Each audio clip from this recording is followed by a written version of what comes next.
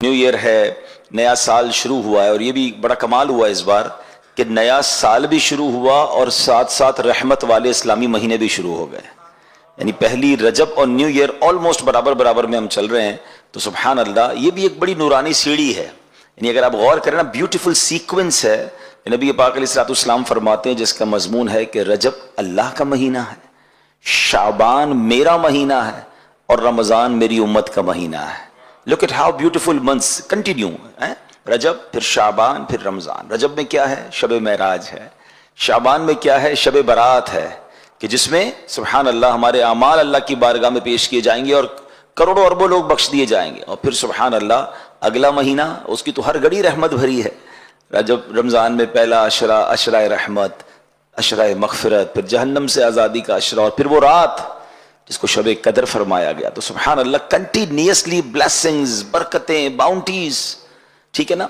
तो अब इंशाल्लाह आज के बयान में मेरी कोशिश होगी कि हम कुछ न्यू ईयर की प्लानिंग करें। न्यू ईयर रेजोल्यूशंस पर बड़ी बात होती है कि जनाब ये साल आप कैसा गुजारना चाहते हैं, जिंदगी में क्या बदलाव लाना चाहते हैं। तो लेट्स स्टार्ट फ्रॉम दुरूद पाक, क्योंकि अगर मेरा 2025 में दिल ही रोशन हो जाए तो इससे अच्छा फैसला क्या होगा। दिल ही नूरानी हो जाए तो उससे अच्छा डिसीजन क्या होगा। तो अब जरा अगर हम कभी, मैं आपको एक सवाल करना चाहूंगा कि कभी भी फारिग बैठे हो ना, तो एक लिस्ट बनाए कि what will you want in this दुनिया at the time of death and at the time of hair after, और इन हेयर आफ्टर। आप दुनिया में क्या चाहते हैं, मरते वक्त क्या चाहते हैं, और आखिरत में क्या चाहते हैं।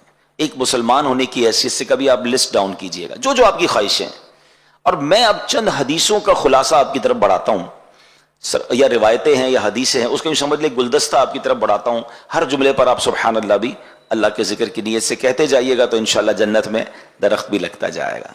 आप अगर चाहते हैं कि आपकी इज्जतों में इजाफा हो तो दुरूद पाक पढ़िए। आप चाहते हैं कि आपकी रोजी में बरकत आ जाए, दुरूद पाक पढ़िए। आप चाहते हैं कि जिल्लत और रुसवाई से महफूज रहें तो दुरूद पाक पढ़िए। आप चाहते हैं बीमारियां दूर हो जाएं तो दुरूद पाक पढ़िए। आप चाहते हैं चेहरा रोशन हो जाए और दिल नूरानी हो जाए तो दुरूद पाक पढ़िए। आप चाहते हैं आपकी जबान में तासीर आ जाए, आपकी बातें लोगों को समझ आने लग जाएं, आपकी बातें दिल में उतरने लग जाएं, आप दुरूद पाक पढ़िए। आप चाहते हैं कि जनाब कर्जे से, परेशानी से, टेंशन से आप दूर रहें, बलाओं से दूर रहें तो दुरूद पाक पढ़िए। आप चाहते हैं कि मरते वक्त नबी पाक का दीदार नसीब हो जाए तो दुरूद पाक पढ़िए। आप चाहते हैं कि ऐसे कब्र में जाऊं जैसे नबी पाक अपने हाथों से कब्र में उतार रहे हैं तो दुरूद पाक पढ़िए। आप चाहते हैं कयामत तक मेरी कब्र में नूरे मुस्तफ़ा जगमगाता रहे तो दुरूद पाक पढ़िए। अच्छा, आप चाहते हैं कि महशर के दिन नबी पाक के परचम तले उठना नसीब हो तो दुरूद पाक पढ़िए। हौज़े कौसर पर जाऊं तो मेरे आका मुझे पहचान लें तो दुरूद पाक पढ़िए। और आप चाहते हैं हिसाब किताब आसानी से हो जाए तो दुरूद पाक पढ़िए। आप चाहते हैं जन्नत में आका अपने साथ ले जाएं तो दुरूद पाक पढ़िए। मदीने जाना चाहते हैं तो दुरूद पाक पढ़िए। और नबी पाक की दीद करना चाहते हैं तो दुरूद पाक पढ़िए। अब मुझे सच बताओ, कुछ बाकी रह गया है? अब इस लिस्ट में और कुछ बाकी है जो आपको चाहिए था और नहीं मैंने बयान किया। दुनिया में मरते वक्त और आखिरत में और क्या चाहिए किसी मुसलमान को? कि रोजी में बरकत रहे, कर्जों में डूबा ना रहूं, परेशानियों से बचता रहूं, इज्जतों में इजाफा हो, दिल रोशन हो जाए, मरते वक्त आका का दीदार हो जाए, आका जन्नत में साथ ले जाए। What ever I need. मैंने जितनी बातें बयान की हैं, अगर कुछ लोगों का मुताला होगा तो शायद उन्हें हर जुमले पर कोई रिवायत याद आ रही होगी। ये सारी बातें कमोबेश हदीसों में और रिवायतों में सराहतन मौजूद हैं। मुझे बताओ ना, इतना कुछ हो दुरूद पाक में और फिर भी मैं दुरूद पाक ना पढ़ूं, फिर भी जनाब फजूल बातें तो जितनी करवानी करवा लें, मगर मेरे पूरे टाइम टेबल में कोई दुरूद टाइम ना हो। ऐसा ना करें। Let's make a beautiful resolution, beautiful intention from today, कि आज से ये नियत कर लो कि इंशाअल्लाह अब रोजाना कसरत के साथ दुरूद पाक पढ़ेंगे इंशाअल्लाह। यानी जबान जो है ना, यकीन करें, मैं आपको बिलीव करें, अगर जिनकी आदत है या जिनकी जो आदत करेंगे वो खुद देखेंगे।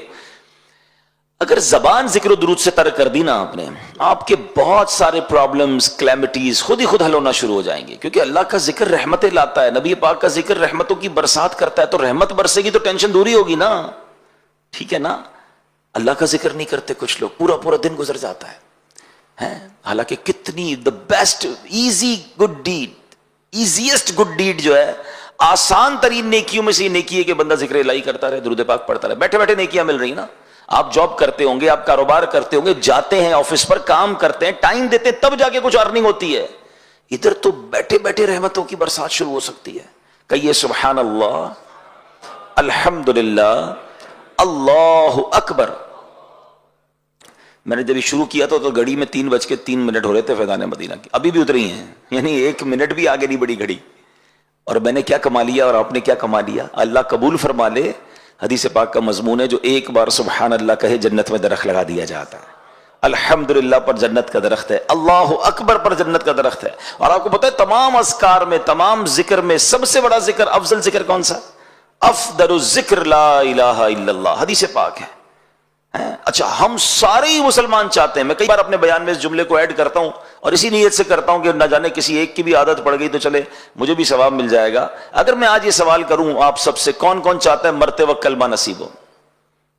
سب نے ہاتھ اٹھا لیا. اور کیوں نہ چاہے گا، مسلمان کی تو تمنا یہی ہے اللہ مرتے وقت کلمہ نصیب کرنا. کیوں؟ کیونکہ حدیث پاک میں بھی مضمون ملتا ہے نا کہ جس کا آخری کلام لا الہ الا اللہ ہوگا دخل الجنہ، وہ جنت میں داخل ہو جائے گا. ٹھیک ہے نا؟ لیکن ایک سوال ہے کہ مرتے وقت تو سارے چاہتے ہیں کلمہ پڑھنا. آج پورے دن میں کتنی بار کلمہ پڑھا ہے؟ پچھلے پورے ہفتے میں کتنی بار ہم نے کلمہ پڑھا ہے؟ یعنی جیتے جی کلمہ پڑھنے کے لیے تیار نہیں ہے، مرتے وقت سارے کلمہ چاہ رہے ہیں. بھائی روز پڑھے نا، کوئی ایک تسبیح تو کلمے کی روز پڑھیں، افضل الذکر ہے. اور لا الہ الا اللہ کہنے پر بھی جنت میں درخت لگا دیا جاتا ہے. اور یاد رکھیے جب بھی آپ برڈن میں ہوتے ہیں نا، زبان سے جملے ادا کرنا مشکل ہو جاتے ہیں. کبھی آپ کے سر میں درد ہو، بخار ہو، آپ کو بات کرنے کا جی نہیں چاہتا، کوئی آ کر بات کرے، آپ کہتے ہیں آج تھوڑا سا طبیعت ٹھیک نہیں، آج موڈ نہیں ہے بات کرنے. ایسے ہی نا، you don't want to speak whenever you feel tired or whenever you feel sick. جب بھی بیمار ہوں گے، تکلیف میں ہوں گے، برڈن ہوگا، بات کرنا نہیں چاہیں گے. آپ کو پتہ ہے سکرات کا وقت تو سب سے زیادہ تکلیف کا وقت ہوگا. علماء کہتے ہیں اس دن زبان بھاری ہو جائے گی. اپنی زبان کو کلمے کا عادی بناؤ تاکہ سکرات کے وقت بھی کلمہ نکل جائے، زبان سے ادا ہو جائے. تو let's make a beautiful intention. آج نیت کر لیں، پہلی نیت. انشاءاللہ بیان چلے گا اسی طرح کہ ہم انشاءاللہ کچھ نیتیں اور کچھ پلانز کریں گے. اپنے فیوچر پلاننگ پر بات آج کر لیتے ہیں نا، اس سے اچھا کون سا ٹائم ہوگا. ہم شکریہ ادا کرتے ہیں دعوت اسلامی کی مجلس کا کہ سال کے شروع میں اور رجب کے شروع میں، دونوں کمال کے مہینوں میں ہمیں بلا لیا گیا ہے اور ہم اپنی زندگی کے بارے میں کچھ اہم ڈیسیشنز، کچھ اہم پلان کر لیتے ہیں. تو فرسٹ انٹینشن از کہ انشاءاللہ اب روزانہ اللہ اور اس کے رسول کا ذکر کروں گا انشاءاللہ. اور اس کے لیے وقت نکالیں، صرف نیت سے کام نہیں ہوگا.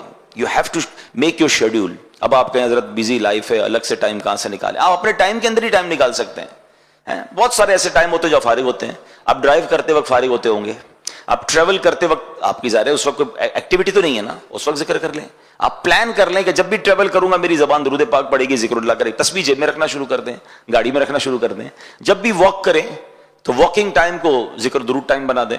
مزے کو مزہ آ جائے گا، آپ حیران ہو جائیں گے اتنے سارے ذکر اور اتنے سارے درود پڑھ لیں گے آپ. بس بات یہ کہ ذہن بننے کی دیر ہے کہ یار میں یہ چنک آف ٹائمز جو ہیں اس کو یوز کروں. اب آتے ہیں جو رجب کا مہینہ ہے، اس مہینے کی کیا کمال کی بات ہے. جیسے میں کہا تینوں کمال کے مہینے ہیں، اللہ کا مہینہ ہے اور رجب کے بارے میں یہ جو سیکوینس ہے اس کے بارے میں علامہ صفوری رحمۃ اللہ تعالی علیہ بڑی پیاری بات فرماتے ہیں. گویا یہ بھی ایک پلاننگ دے رہے ہیں. کیا فرماتے ہیں؟ رجب بیج بونے کا مہینہ ہے، شعبان ان بیجوں پر پانی ڈالنے کا مہینہ ہے، اور رمضان فصل کاٹنے کا مہینہ ہے. ہارویسٹنگ اسی طرح ہوتی ہے نا کہ پہلے سیڈنگ ہوتی ہے، پھر واٹرنگ ہوتی ہے اور پھر کٹنگ، پھر لوگ اپنی فصل اٹھاتے ہیں. تو کیوں بیوٹیفل سیکوینس بیان کر دی، پھر اس کو انٹرپریٹ بھی کیا، اس کی وضاحت بھی کی. فرماتے ہیں جو کوئی شخص رجب میں عبادت کا بیج نہیں بوتا، شعبان میں ان بیجوں پر اپنے آنسوؤں سے پانی نہیں ڈالتا، آبیاری نہیں کرتا، وہ رمضان میں رحمت کی فصل کیسے کاٹائے گا؟ If you want to cut، اگر آپ چاہتے ہیں کہ رمضان میں مجھے رحمت کی فصل ملے تو بیج ڈالنا ہے نا. ابھی عبادت کا بیج ڈالیں، رجب کے روزے رکھیں. جنت کی ایک نہر ہے جس کا نام ہی رجب ہے، اور اس نہر سے ملے پانی ہی وہی پیئیں گے، پلایا ہی انہیں جائے گا دودھ سے زیادہ سفید، شہد سے زیادہ میٹھا پانی جو رجب کا روزہ رکھنے والا ہوگا. رجب کا ایک روزہ رکھ کے اس کو اس میں سے پانی پلایا جائے گا. تو آج کل یقین کریں بڑے سافٹ ڈیز ہیں، بڑی آسانی سے روزہ ہو جاتا ہے، 6 بجے کے قریب افطار ہو جاتا ہے. تو اگر تھوڑا سا پلان کر لیں اپنے شیڈیول کو، پورا ہفتہ نہیں تو کم از کم ہفتے میں 1-2 دن ویکینڈز پر روزے رکھنا شروع کر دیں، تو یہ ایک وہ نیکی ہے جو ایکسٹرا آپ کے نامہ اعمال میں بہت زبردست اضافہ ہو جائے گا. اور اس کے فضائل سبحان اللہ، نفلی روزوں کے جو فضائل ہیں، پھر فرض روزوں کی عادت آسان ہو جائے گی. آپ دیکھیں رمضان میں ان لوگوں کو کوئی ڈیفیکلٹی نہیں ہوتی روزہ رکھنے میں جو پورا سال نفلی روزے رکھتے رہتے، تھوڑے تھوڑے رکھتے رہتے ہیں نا، ان کے لیے نارمل ہو جاتا ہے. اور کچھ لوگوں کے لیے رمضان بڑا ڈیفیکلٹ ہو جاتا ہے کیونکہ وہ روزے نہیں رکھتے پورا سال، تو اب ان کے لیے اچانک سے سب چیزیں چھوڑنا ڈیفیکلٹ ہو جاتا ہے. تو فار دا پریپریشن آف رمضان اچھی نیتوں کے ساتھ ہمیں رجب شعبان میں روزے بھی رکھنے چاہیے. ایک اور بڑا کمال کا ہمیں یوں سمجھے کہ ایک دن آنے والا ہے اور اس میں آلموسٹ 40 ڈیز رہ گئے ہیں، اور وہ دن ہے، وہ رات ہے Shab Barat. That will be the night of accountability. یہ وہ رات ہے جب میرے اور آپ کے نامہ اعمال اللہ کی بارگاہ میں پیش کیے جانے ہیں. آپ کاروبار کرتے ہوں گے، جاب کرتے ہوں گے، آپ کو کہیں نہ کہیں سالانہ کوئی رپورٹ پیش کرنی پڑتی ہے، آڈٹ بھی ہوتا ہے. کتنی فکر ہوتی ہے کہ رپورٹ صحیح بن جائے. جو اکاؤنٹس میں کام کرتے ہوں انہیں پتہ ہے کہ ٹیکس رپورٹ کے لیے بڑی پریپریشن کرنی پڑتی ہے کہ ٹیکس کے ریٹرن سے پہلے ساری رپورٹ ٹھیک ہو، ورنہ کہیں ریٹرن میں پرابلم نہ ہو جائے. اسٹاک رپورٹس لوگ بنا رہے ہوتے ہیں کہ جناب اسٹاک آڈٹ ہوگا تو کہیں اسٹاک میں کمی ہوئی تو باس کو جواب دینا مشکل ہو جائے گا. ہر زندگی کے ہر شعبے میں کہیں نہ کہیں کوئی رپورٹنگ ہو رہی ہوتی ہے، مگر یہ رپورٹ کہاں جائے گی؟ یہ رپورٹ اللہ کی بارگاہ میں جائے گی. شب برات کو میرے آپ کے نامہ اعمال اللہ کی بارگاہ میں پیش کیے جائیں گے، تو اس کی کوئی پریپریشن، اس کی کوئی تیاری ہے. تو اب ہم نے کرنا یہ ہے کہ یہ جو 40 ڈیز رہ گئے نا، یہ ہمارے بک آف ڈیڈ کے لاسٹ پیجز ہیں، یاد رکھیے گا. یہ پورے سال کی جو رپورٹ ہوتی ہے نا، نامہ اعمال لکھا جاتا ہے، تو یہ 40 ڈیز کے لاسٹ پیجز ہیں. کوشش کریں کہ ان لاسٹ پیجز میں گناہ نہ ہوں، نیکیاں زیادہ ہوں، تاکہ یہ لاسٹ پیجز بڑے اچھے ہو جائیں اللہ کی بارگاہ میں پیش ہونے کے لیے. پھر جیسے 15 شعبان کے بعد کے دن ہے، وہ فرسٹ پیجز ہوں گے نیکسٹ ایئر کی بک آف ڈیڈ کے، اس کو اچھا کر لیں تو اللہ کی رحمت سے شروع اور آخر کے پیجز اچھے ہو جائیں گے. نامہ اعمال میں نیکیاں زیادہ ہوں گی تو اللہ بیچ کے گناہ بھی اپنی رحمت سے معاف فرما دے گا. تو یہ بھی ہمیں پریپریشن کرنی ہے. آئیے میں آپ کو ایک بڑا کمال کا ایمان افروز واقعہ سناتا ہوں، اور یقین کریں یہ ہسٹوریکل واقعہ ہے، مگر اس میں آپ کو اسلام کی وسعت، نبی پاک علیہ الصلوۃ والسلام کا بڑا دل، اور پھر سبحان اللہ میرے رب کی رحمت کیسی ہے، یہ سب باتیں آپ کو اس واقعے سے سیکھنے کو ملیں گی. پہلے تو یہ آپ کو یاد ہونا چاہیے کہ سرکار دو عالم صلی اللہ تعالی وسلم کے ایک بڑے ہی پیارے چہیتے صحابی اور چچا، وہ کون ہیں؟ حضرت حمزہ رضی اللہ تعالیٰ، امیر طیبہ، ٹھیک ہے نا، جو گئے مدینہ شریف تو سید الشہداء رضی اللہ تعالیٰ عنہ کی مزار پر حاضری دی ہوگی جبل احد پر. تو سید الشہداء سیدنا حمزہ رضی اللہ تعالیٰ عنہ کو جس نے شہید کیا، ٹھیک ہے، اس کا نام تھا وحشی. وہ ایک حبشی غلام تھے، اور ان کو آرڈر دیا تھا ایک خاتون نے کہ آپ نے جا کر حضرت حمزہ کو ٹارگٹ کر کے آپ نے شہید کرنا. ان کو اس خاتون کو بدلہ لینا تھا بدر کا. بدر کے مارکے میں حضرت حمزہ کے ہاتھوں بہت سارے غیر مسلم شہید ہلاک ہوئے تھے، تو اب اس کا ریونج تھا. لیکن اس ریونج میں ایک اور کام ہوا کہ حضرت حمزہ کو شہید کرنے کے بعد معاذ اللہ آپ کے جسم کو کاٹا گیا اور آپ کے جگر کو بھی چبایا گیا. اور یہ نبی پاک علیہ الصلوۃ والسلام کے لیے بہت تکلیف دہ تھا. ایک تو پیارے آقا بہت کلوز تھے حضرت حمزہ رضی اللہ تعالیٰ سے، اور پھر جب یہ معاملہ ہوا تو آپ بڑی غمگین ہو گئے، بہت آنسو نبی پاک کی آنکھوں سے بہے، اور نبی پاک بہت یاد فرماتے. اتنا پیار تھا کہ پیارے آقا علیہ الصلوۃ والسلام کونین کے والی ہوتے ہوئے کم و بیش ہر ہفتے حضرت حمزہ رضی اللہ تعالیٰ اور شہداء احد کی مزار پر کرم فرمانے کے لیے تشریف لاتے تھے. ابھی آپ غور کریں کہ نبی پاک کسی کی قبر پر چلے جائیں تو پھر اس کی رحمتوں کا عالم کیا ہوگا، تو اس پر رحمتوں کی برسات کا عالم کیا ہوگا. تو اتنا کلوز ریلیشن، لیکن وسعت قلبی، معافی اور درگزر اور اسلام سے محبت دیکھیں. اچھا یاد رہے کہ اس خاتون نے بھی، حضرت ہندا نے بھی اور وحشی نے بھی پھر اسلام قبول کر لیا. اب یہ دونوں صحابی ہیں، تو اب ہم ان کے بارے میں کوئی مائنس بات نہیں کریں گے. جب اللہ رسول نے معاف کر دیا تو ہم کون ہوتے ہیں بات کرنے والے. مگر میں بتانے کے لیے کہہ رہا ہوں کہ کتنا بڑا معاملہ تھا یہ. لیکن ہوا کیا کہ نبی پاک علیہ الصلوۃ والسلام نے اپنا ایک قاصد بھیجا، اپنا ایک نمائندہ بھیجا. کس کے پاس؟ حضرت وحشی کے پاس، جو اس وقت ایمان نہیں لائے تھے، کہ وحشی کو جا کر اسلام کی دعوت دو. اب آپ غور کریں کتنی بڑی مہربانی تھی. معاف تو کر دیا، مگر کسی کو کفر سے نکال کر اسلام میں داخل کر دینا، اس پر کتنا بڑا احسان ہے. اس کی تو آخرت بن جائے گی نا. تو جب نبی پاک علیہ الصلوۃ والسلام کے جو نمائندہ تھے وہ وحشی کے پاس پہنچے اور ان کو اسلام کی دعوت دی، تو انہوں نے بڑا کمال کا ذکر کر دیا. وہ کہتے ہیں کہ تمہارے نبی علیہ الصلوۃ والسلام سے جا کر کہو کہ اے محمد صلی اللہ علیہ وسلم آپ مجھے اسلام کی دعوت کیسے دے رہے ہیں؟ کیونکہ آپ تو فرماتے ہیں جس نے کسی جان کو قتل کیا یا اللہ کا شریک ٹھہرایا یا بدکاری کی، قیامت کے دن اس کا عذاب دگنا کر دیا جائے گا اور وہ ہمیشہ اس میں رہے گا۔ میں نے تو سارے کام کیے ہیں، میں نے تو یہ سارے کام کیے، میں قتل بھی تو کیا تھا، حضرت حمزہ کو شہید کر دیا تھا، اور باقی سارے کام تو میں نے تو یہ سارے کام کیے، تو آپ مجھے اسلام کی دعوت کیسے دے رہے ہیں؟ میرے لیے کوئی رخصت ہے؟ میں اسلام قبول بھی کر لوں اور بخشا بھی نہ جاؤں تو پھر کیا فائدہ اسلام قبول کرنے کا؟ آپ سوچیں، نیگوشیشن ہو رہی ہے، حالانکہ یہ وہ شخصیت ہے جنہوں نے نبی پاک کے چچا کو شہید کیا ہے۔ قاصد آئے کہتے ہیں حواشی تو یہ کہہ رہے ہیں یا رسول اللہ کہ میں نے تو یہ سارے غلط کام کیے ہیں، تو میرے لیے کوئی رخصت ہے کہ نہیں ہے؟ اللہ اکبر۔ تو اب کیا ہوا؟ سبحان اللہ، اب اللہ کریم کی بارگاہ سے ایک آیت نازل ہوتی ہے، قرآن میں یہ آیت نازل ہوتی ہے، الا من تاب وآمن وعمل عملا صالحا، ترجمہ کنز الایمان، مگر جو توبہ کرے اور ایمان لائے اور اچھا کام کرے، یعنی توبہ کر لے، ایمان لے آئے اور اچھے کام کرے، اب اس کے لیے گنجائش بن جائے گی، اس کی مغفرت ہو جائے گی۔ یہ قاصد گیا واپس اگین میسنجر وحشی کے پاس کہ تمہارے لیے آیت آ گئی ہے اور دیکھو یہ ریلیف ملا ہے۔ تو وحشی کہتے ہیں ہو سکتا ہے میں ان چیزوں پہ عمل نہ کر سکوں، میں نیک عمل نہ کر سکوں، میں پراپر توبہ نہ کر سکوں، ایمان تو لے آؤں گا، تو اس میں گارنٹی تو نہیں ہے، کوئی اور رخصت ہے؟ اب غور کریں کہ اللہ کریم کی رحمت کا عالم کیا ہے اور نبی پاک کی وسعت قلبی کا عالم کیا ہے۔ پھر قاصد واپس آئے، کہتے وحشی کہتا ہے مجھے امید ہے کہ نہ کر سکوں اگر میں ان تمام باتوں پر عمل، تو پھر کیا ہوگا میرا؟ ایک اور قرآن کی آیت نازل ہوئی، ہائے ہائے، اللہ کی رحمت تو دیکھیں، قرآن میں رب ارشاد فرماتا ہے ان اللہ لا یغفر ان یشرک بہ ویغفر ما دون ذلک لمن یشاء۔ اب کیا اس آیت میں حکم ہوتا ہے؟ اللہ فرماتا ہے بے شک اللہ اسے نہیں بخشتا کہ اس کے ساتھ کفر کیا جائے، اور کفر سے نیچے جو کچھ ہے جسے چاہے معاف فرما دیتا ہے۔ یعنی کفر کے بعد تو آلموسٹ سب معاف ہو گیا نا۔ وہ واپس گئے وحشی کے پاس، مبارک ہو دوسری آیت آ گئی ہے، اب تمہارے لیے اور ریلیف آ گیا ہے۔ وحشی کہتا ہے اس پہ بھی اللہ نے یہ فرمایا نا اللہ جسے چاہے معاف کرے، ہو سکتا ہے مجھے معاف نہ کرے۔ لک ایٹ دا وے، اس میں تو اللہ نے یہ فرمایا نا اللہ جسے چاہے معاف کر دے، تم نہ مجھے معاف نہ کیا تو مجھے تو گارنٹی چاہیے، کوئی رخصت ہے میرے لیے؟ اللہ اکبر۔ پھر قاصد آتا ہے، کہتا حضور وحشی تو یہ کہہ رہے ہیں۔ اللہ اکبر۔ اب قرآن کی ایک اور آیت نازل ہوتی ہے، اب ذرا یہ آیت سنیے گا، میرے رب کی مہربانی دیکھیں۔ اللہ فرماتا ہے کل یا عبادی الذین اسرفوا علی انفسہم لا تقنطوا من رحمت اللہ ان اللہ یغفر الذنوب جمیعا انہ هو الغفور الرحیم۔ اللہ فرماتا ہے تم فرماؤ اے میرے وہ بندوں جنہوں نے اپنی جانوں پر زیادتی کی، اللہ کی رحمت سے نا امید نہ ہو، بے شک اللہ سب گناہ بخش دیتا ہے، بے شک وہی بخشنے والا مہربان ہے۔ خود اعلان ہو گیا کہ رحمت سے مایوس نہیں ہونا ہے، اللہ سب بخش دیتا ہے۔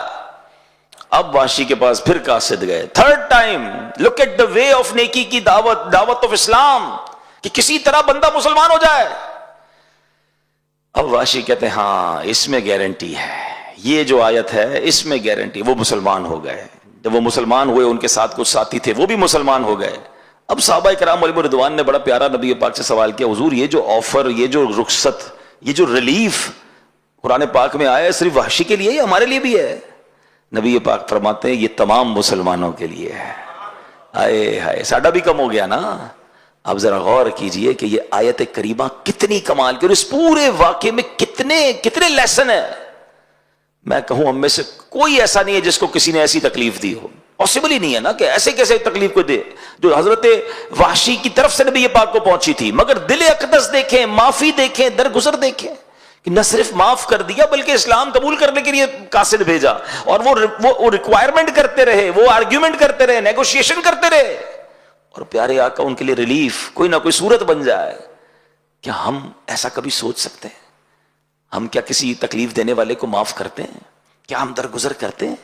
غور کیجئے، ہمارے بہت سارے پرابلمز کی ایک بڑی وجہ یہ ہے کہ ہم ریونج لینے کا سوچتے ہیں۔ ہم بعض اوقات انتقام کی آگ میں جلتے ہیں، اور یہ امید انتقام کی آگ جو لگی ہوئی کہاں ہوتی ہے؟ ادھر۔ انتقام تو پتہ نہیں کب لیں گے لیکن یہ روز جلاتی ہے، نہ سونے دیتی ہے، نہ جاگنے دیتی ہے، نہ جناب سکون دیتی ہے، خود ہی آگ لگا لی اپنے دل میں۔ اگر اس آگ کو بجھا دوں تو کتنا ریلیف ہو جائے گا، کتنا سکون ہو جائے گا، ٹینشن ہی نہیں رہی نا، مجھے بدلے ہی کسی سے نہیں لینا ہے, مجھے میرے دل میں کسی کے لیے نیگیٹو ہے ہی نہیں. اور آپ بلیو کریں, ہمیں ملتے ہیں کبھی کبھی کچھ لوگ کہتے ہیں یار نیند نہیں آتی, سکون نہیں ہے, میں نیند کی گولیاں کھا کے سوتا ہوں, یا رات کو سوتا ہوں تو دماغ چلتا رہتا ہے, سوچتا رہتا ہے. آپ یقین کریں, آپ غور کریں, 2-3 پرابلمز ہو سکتی ہیں آپ کو. یا تو آپ کے دل میں حسد ہو گیا ہے کسی سے, کیونکہ حسد والا خود ہی جلتا ہے. حسد چیز ہی ایسی ہے کہ مجھے جس سے حسد ہو گیا, جب اس کو ترقی ملے گی مجھے تکلیف ہوگی, اس کو عزت ملے گی مجھے تکلیف ہوگی, وہ مشہور ہو جائے گا مجھے تکلیف ہوگی, پیسے والا ہو جائے گا مجھے تکلیف ہوگی, وہ مزے کر رہا ہے اور میں رو رہا ہوں مجھے تکلیف ہو رہی. کمال کی بیماری ہے کہ جس سے حسد ہے وہ انجوائے کر رہا ہے, اور وہ جتنا انجوائے کر رہا ہے اتنا مجھے تکلیف ہو رہی ہے. تو مجھے کیوں پالنی ہے ایسی بیماری بھائی, ٹھیک ہے نا, جو مجھے ہی تکلیف دے رہی ہے. اس کو کہتے ہی جیلسی ہے, جلن ہی ہے اس میں. اچھا افسوس کی بات ہے دنیا میں بھی جلتا ہے آخرت میں بھی جلے گا. اتنی خطرناک بیماری. حدیث پاک میں آتا ہے حسد نیکیوں کو ایسے کھا جاتا ہے جیسے آگ لکڑی کو کھا جاتی ہے. اب سردیوں میں لوگ آگ لکڑی جلاتے ہیں, کیا ہوتا ہے تھوڑی دیر بعد لکڑی فنش, ختم, راخ. ایسی نیکیاں ختم. اتنی مشکل سے نیکی کروں, نماز پڑھوں, سردی میں وضو کر کے نماز پڑھوں, یا روزے رکھوں, یا تلاوت کروں, یا صدقہ خیرات دوں, اور حسد کر کے سب جلا دوں, تو مجھ سے بڑا بے وقوف کون ہوا بھائی. تو آلویز ٹرائی ٹو انڈرسٹینڈ کہ جس کو سکون سے نیند نہیں آتی نا, یا تو وہ بدگمان ہے کسی کے بارے میں, نیگیٹو سوچتا ہے, یا اس نے حسد پال لیا ہے, یا ریونج ہے اس کے دل میں, بدلے کی آگ میں جل رہا ہے, اس کو نہیں آئے گی نیند.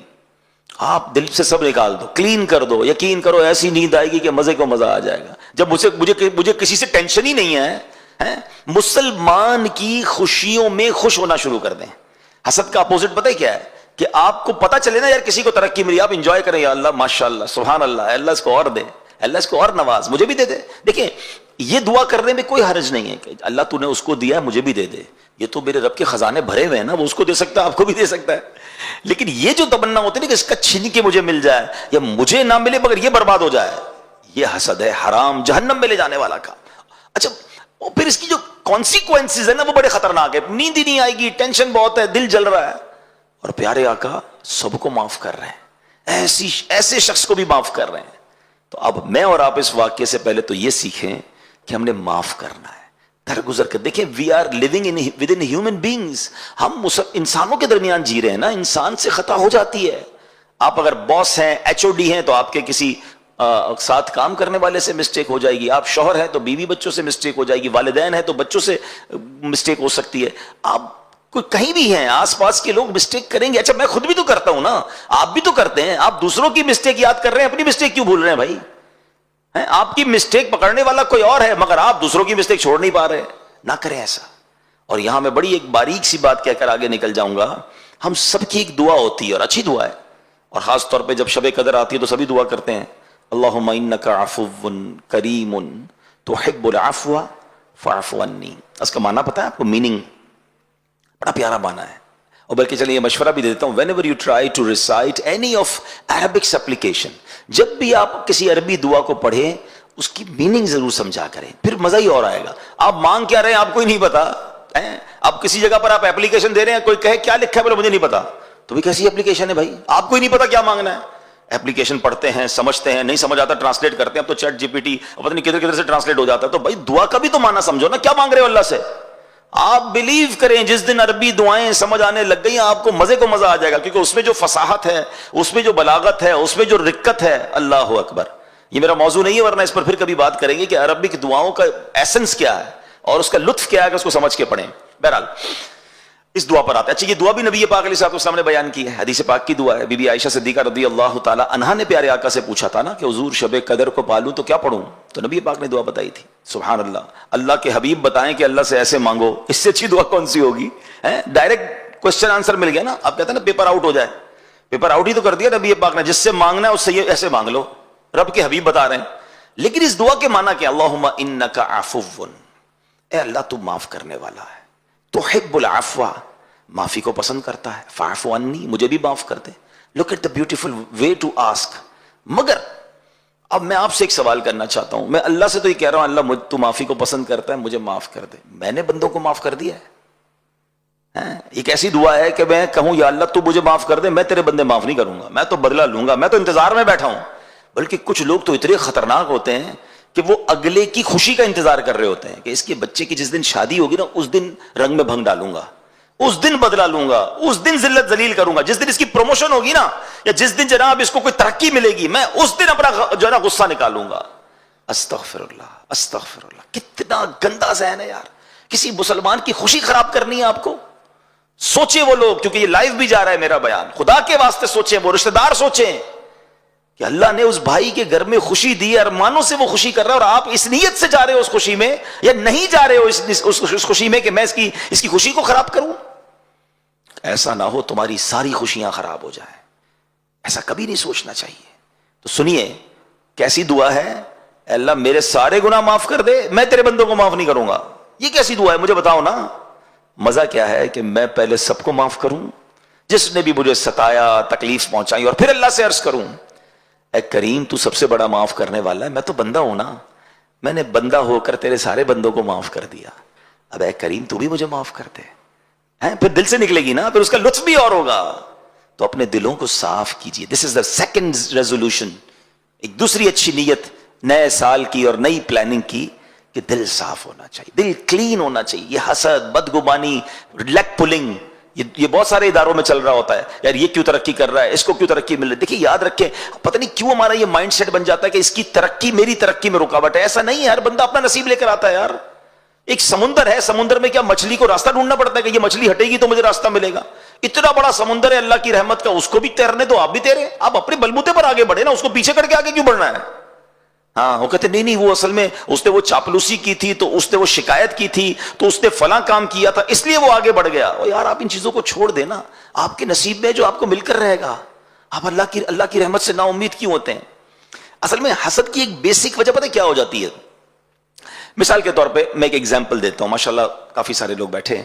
اگر میں ہمارے یہاں ذمہ دار اسلامی بھائی کو 100,000 کے نوٹ دوں اور میں کہوں یہاں سے بانٹنا شروع کریں. اب اس وقت 100 سے زیادہ اسلامی پہ بیٹھے, مثال دے رہا ہوں, کافی سارے, یہ یہاں سے شروع کریں, 1,000 کا سب کو نوٹ دیں. میں نے اعلان بھی کر دیا کہ 100 نوٹ ہیں, 1,00,000 روپے ہیں, جناب سب میں 1,000 بانٹ دیں. تو ادھر بیٹھنے والا کوئی بندہ سوچ سکتا ہے کہ یار یہ جو بھائی 100 نوٹ بانٹیں گے تو یہاں کی تو باری نہیں آئی, ختم ہو جائیں گے. تو وہ ہو سکتا ہے یہاں سے کھڑا ہو اور آگے جا کے لائن توڑ کر اپنا 1,000 روپے لے لے, کیونکہ میری باری میں تو ختم ہو جائیں گے ان کے پاس. اول تو ایسا کرنا نہیں چاہیے, لیکن لاجیکلی تو سمجھ آتا ہے نا کہ 100 نوٹ بندے 200 ہیں. اچھا ان کے پاس 100 ہیں تو باقی کو ٹینشن ہو رہی ہے, اللہ کے پاس تو محدود نہیں ہے نا, اس کے خزانے تو بھرے ہوئے ہیں نا. ہم یہ کیوں سوچتے ہیں کہ اس کو ملنے سے پہلے مجھے مل جائے ورنہ ختم ہو جائے گا. نہیں ختم ہوگا, اس کریم کے خزانے بھرے ہوئے ہیں, وہ جب سے دنیا بھری بانٹ رہا ہے. اللہ سے یہ کہو نا, اللہ تو اس کو دے رہا ہے مجھے بھی دے دے. جو اس کو دے سکتا ہے وہ آپ کو بھی دے سکتا ہے. عزت آپ کو دی ہے, اس کو دی آپ کو بھی دے سکتا ہے. شہرت اس کو دی ہے آپ کو بھی دے سکتا ہے. دولت اس کو دی آپ کو بھی دے سکتا ہے. اللہ سے مانگو نا, اس کا چھیننا کیوں ہے, اس کا برباد کیوں کرنا ہے. یہی وہ مسٹیک ہے جو ہمیں سمجھ نہیں آ رہی, اور ملتا بھی نہیں ہے. میں آپ کو صحیح بتاؤں, مانگنے سے مل جاتا ہے, اللہ کی بارگاہ میں مانگنے سے مل جاتا ہے, بندے سے چھیننے سے ملتا نہیں ہے. ساری دنیا کوشش کر لے نا کسی کو گرانے کی, اور رب نے عزت رکھی ہے, کوئی نہیں بگاڑ سکے گا اس کا. ہاں سب مل کے گرانے کی کوشش کر لیں, اللہ نے عزت رکھی ہے, اس کو عروج ہی ملنا ہے, اس کو ترقی ملنی ہے. وَتُعِزُّ مَن تَشَاءُ وَتُذِلُّ مَن تَشَاءُ بِيَدِكَ الْخَيْرُ. اللہ کے ہاتھوں میں. یہ میں ہوتا کون ہوں کسی کی عزت گرانے والا, کسی کی دولت چھیننے والا, کسی کا رزق لے لوں, ہو ہی نہیں سکتا. یہ ادھر بٹھا لیں, میرے نصیب کا کوئی چھین نہیں سکتا, اور میرے نصیب میں نہیں وہ مجھے کوئی دے بھی نہیں سکتا. جو ہے وہی ملنا ہے, تو مانگو نا اللہ سے, خیر والی دعا کریں. تو یہ خوبصورت واقعہ جو وحشی, حضرت وحشی کے ایمان لانے کا واقعہ لیسن ہے. جگر بڑا, دل بڑا.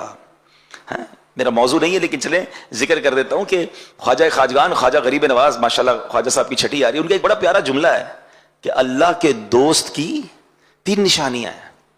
اگر اللہ کا دوست بننا ہے نا 3 کام کر لیں. اور کہتے ہیں نا بڑے آدمی کے بڑے ہی اقوال ہوتے ہیں, گولڈن ورڈز ہوتے ہیں. آپ نے ایک جملے میں گل مکا دی, بات ہی ختم کر دی. کہتے شفقت آفتاب جیسی, دل دریا جیسا, عاجزی زمین جیسی. واللہ میں کہتا ہوں میں اور کوئی بیان نہ کروں, صرف اس ایک جملے کو میں اور آپ سمجھ کر عمل شروع کر دینا, اپنا سیشن کمپلیٹ ہے. کیا فرماتے ہیں؟ شفقت آفتاب جیسی. یعنی شفقت کیا ہوتی؟ پیار, محبت. آفتاب کس کو کہتے ہیں؟ سورج کو. سورج صبح نکلتا ہے تو ڈسکریمنیشن کرتا ہے کہ جناب آج جو ہے میں صرف مسلمانوں کو روشنی دوں گا, غیر مسلم کو نہیں دوں گا.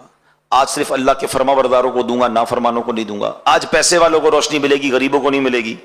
آج آبادیوں کو روشنی ملے گی, جنگلوں کو نہیں ملے گی. Not at all. شفقت پوری دنیا کو روشنی دیتا ہے بلا کسی ڈسکریمنیشن کے. ایسا ہی ہے. اور ہم کیا کرتے ہیں, ہماری مسکراہٹ بھی بڑی قیمتی ہے, جاننے والوں کو ہی دیں گے, جس کو جانتے نہیں اس کے آگے مسکراتے بھی نہیں ہیں, بلکہ ملاقات شیک ہینڈ بھی نہیں کرتے. شیک ہینڈ بھی اسی سے کرے گے جس کو جانتے. نماز پڑھنے حالانکہ مسجد میں گئے ہیں, مگر جس کو نہیں جانتے اس کو نہیں. خاص طور پہ اگر کوئی غریب کپڑوں والا ہے اس کو تو ملے گا کوئی نہیں. یہ کیا ہو گیا؟ اخلاق تو سب کے ساتھ ہونے چاہیے نا. ہاں, ہمارے الگ الگ چہرے ہیں کچھ لوگوں کے. اپنی آفس پہ بڑے با اخلاق, اسمائلی فیس, کسٹمر سروس پہ کام کر رہا ہوں نا, اپنے کسٹمر کے ساتھ بڑے بڑے سافٹ مینر ہوں گے. یہی بندہ جب گھر جاتا ہے تو ببر شیر بن جاتا ہے. گھر والے ساری ٹینشن میں جب بندہ یہ گھر جاتا ہے, بھائی ایمرجنسی آ جاتی ہے کچھ لوگوں کے گھر میں, جلدی کھانا ریڈی کرو, گرم کرو ورنہ خیر نہیں ہے. روٹی گرم نہیں ہوئی تو ڈانٹ پڑے گی, چائے ٹھنڈی ہو گئی تو ڈانٹ پڑے گی, استری نہیں ہوئی تو ڈانٹ پڑے گی, جوتے پالش نہیں تو خیر نہیں. بندہ کہ بندہ گھر میں آیا, انسپیکٹر آیا ہے. حالانکہ حدیث پاک کا مضمون ہے کہ تم میں بہترین وہ ہے جو اپنے گھر والوں کے ساتھ اچھا ہے, اپنے گھر والوں کے ساتھ بہترین ہے. اور پھر نبی پاک اپنے بارے میں فرما رہے, سن لو میں تم سب سے زیادہ اپنے گھر والوں کے ساتھ بہترین ہوں. مگر ہم ہیں ایسے. اچھا, پھر گھر والوں بھی کیٹیگرائز کر دیا نبی پاک علیہ الصلوۃ والسلام نے. اس میں بھی ون آف دا ٹاپ کون ہے کہ ایک بار پیارے آقا علیہ الصلوۃ والسلام کی بارگاہ میں ایک شخص آیا, کہتے حضور میرے سب سے زیادہ اخلاق کی حقدار کون ہے؟ فرمایا تیری ماں. کہ حضور اس کے بعد؟ فرمایا تیری ماں. کہ تھرڈ ون, تیسرا کون حضور؟ فرمایا تیری ماں. پھر کہتے حضور اب کون؟ فرمایا تیرا والد. ہائے ہائے ہائے. ایک اور خوبصورت بات بتاؤں, علماء نے اس حدیث کو بڑا خوبصورت انٹرپریٹ کیا ہے, بڑی پیاری اس کی شرح بیان کی ہے. وہ کہتے ہیں نا ہم خود ہی حدیث سمجھ لیں گے, خود ہی قرآن سمجھ لیں گے. بھائی ہمارے پاس وہ علم نہیں ہے جو علماء کرام اور مفسرین اور شارحین کے پاس ہے. مشکل کتابوں کو آج بھی پڑھنے کے لیے استاد چاہیے ہوتا ہے. اگر یہی کتابوں سے پڑھ کے علم کرنا آسان ہوتا تو چلیں آج سے MBBS کی کتابیں خود ہی پڑھ لیں, ڈاکٹر بن جائے اور آپریشن شروع کر دیں. ہر آپریشن یوٹیوب پر بھی موجود ہے, ہر آپریشن کتاب میں بھی لکھا ہوا ہے. اٹھائیں چھری, اٹھائے کاٹے, کاٹ دے بندہ. بندہ کہ نہیں بھائی کتاب سے آپریشن نہیں ہوتا, پریکٹس سے ہوتا ہے, ٹیچر چاہیے. اس میں سب سمجھ آتی ہے کہ ہاں بھائی جب تک پریکٹس نہ ہو, ہاؤس جاب نہ ہو, بندہ علاج نہیں کر سکتا, وکالت نہیں کر سکتا, فلاں کام. علم کے بارے میں, دین کے بارے میں بندہ کہتا ہے علماء کی کیا ضرورت ہے. یہ سوشل میڈیا پہ یہ بھی تو شوشے چھوڑے جا رہے ہیں نا کہ بھائی کیا ضرورت ہے علماء کے پاس جانے کی, کتابیں ہیں نا, گوگل سے سرچ کرو, گوگل مفتی فتوا دے دے گا.